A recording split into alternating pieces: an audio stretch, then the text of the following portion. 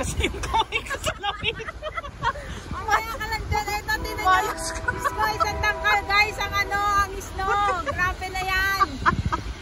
Napakasarap tumira dito. Punta na kayo dito.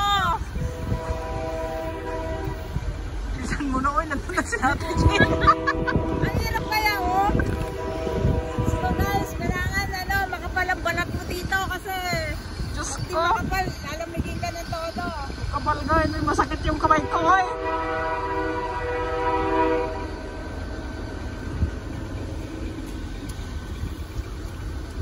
Grabe guys, magdamot to kaya ganito ang isno. Galing pa kaming work, tapos mag-shovel ka pa.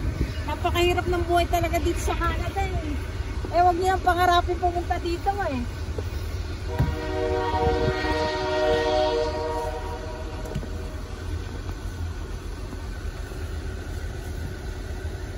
Ah, hindi ka na.